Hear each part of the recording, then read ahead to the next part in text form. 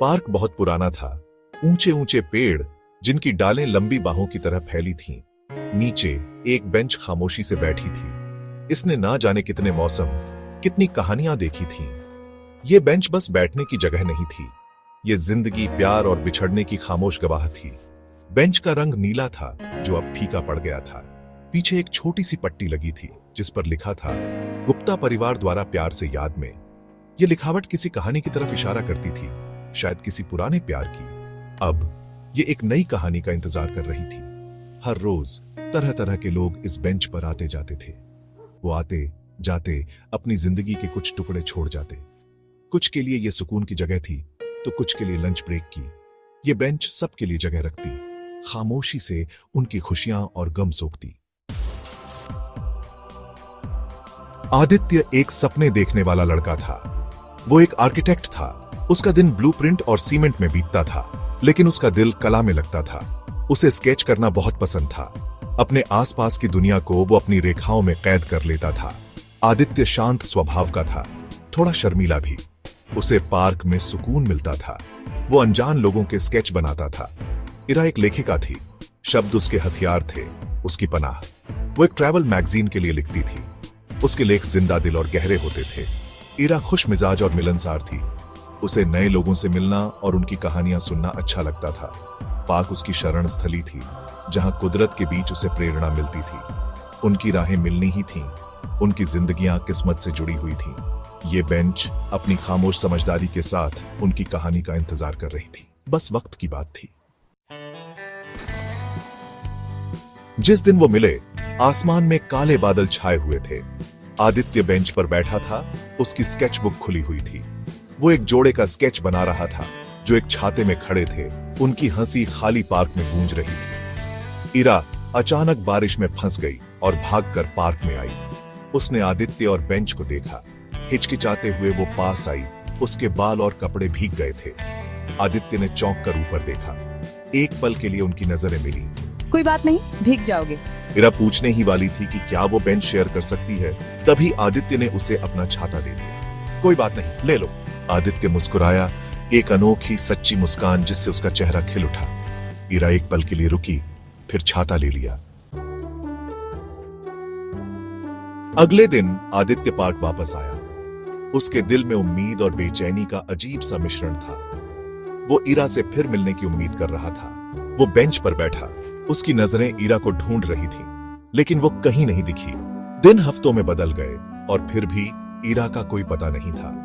Aditya park आता रहा, उस बेंच की तरफ खींचा चला आता जिसमें उनकी छोटी सी मुलाकात की याद थी। वो बेंच पर स्केच छोड़ने लगा। हर एक स्केच उस लड़की के लिए एक खामोश संदेश था जिसने उसका दिल चुरा लिया था। उसने याद से उसका चेहरा बनाया, उसकी खिलखिलाती मुस्कान, उसकी आंखों की चमक जब वो बोलती थी। वो छोटे छोटे नोट्स भी छोड़ता, बेंच की दरारों में रखकर। हर नोट एक उम्मीद थी, एक दुआ, एक खामोश इच्छा कि वो वापस आ जाए। एक धूप वाली दोपहर पार्क में खेल रहा एक बच्चा आदित्य के एक स्केच पर नजर पड़ी। वो इरा का स्केच था, हाथ में छाता लिए हुए। मम्मा देखो, उसने अपनी माँ को स्केच दिखाते हुए कहा। ये आंटी जानी पहचानी लग रही है ना। महिला ने स्केच लिया। उसकी आंखें पहचान से चौड़ी हो गईं। अरे हाँ, उसने कहा।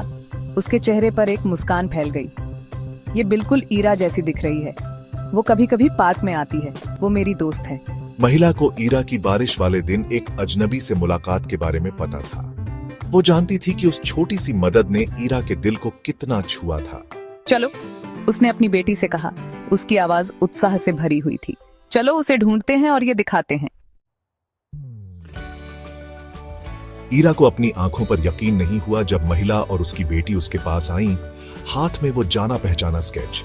उसका दिल जोर से धड़कने लगा। वो उस अजनबी के बारे में सोचती रहती थी, सोचती थी कि वो कौन था और क्या वो उससे कभी फिर मिलेगी। महिला के बताए रास्ते पर चलकर वो खुद को वापस नीली बेंच पर पाया और वहां वो था, आदित्य। वो चुपचाप बैठा था, पीठ उसकी तरफ करके अपनी नोटबुक में स्केच बना रहा था। जैसे ही वो पास आई, उसे उसका आना महसूस हुआ और वो मुड़ा। उनकी नजरें मिली और दोनों पर भावनाओं की लहर दौड़ गई। राहत, खुशी, एक प्यार जो उनके दिलों में बिना उनकी जानकारी के ही पनप गया था। तुम वापस आ गई, आदित्य ने कहा धीमी आवाज में, मुझे उम्मीद थी कि तुम आओगी। पार्क की बेंच उनकी कहानी की खामोश गवाह मानो संतोष की सांस ले रही थी। इसने उन्हें मिलाया था, दो रूहों को जो जिंदगी के विशाल सागर में एक दूसरे से जुड़ना चाहती थीं। जैसे ही आदित्य और इरा साथ बैठे कहानियां और सपने बांटते, पार्क जिंदगी की आवाजों से गूंज उठा। उनकी कहानी फैल गई, एक पार्क में आने वाले से दूसरे तक। नीली बेंच जो कभी बस आराम करने की जगह थी, अब नई शुरुआत की बेंच के नाम से जानी जाने लगी। ये एक ऐसी जगह थी जहां उम्मीदें खिलती थीं, दया, संयोग और प्यार की ताकत का प्रमाण। और इस तरह पार्क की बेंच अपनी खामोश निगरानी करती रही, उसका फीका नीला रंग बीती और वर्तमान कहानियों की याद दिलाता रहा। ये उम्मीद की किरण बनी रही, इंसानी रिश्तों की ताकत का प्रतीक, प्यार की कहानियों की खामोश रक्षक जो अभी लिखी जानी बाकी है।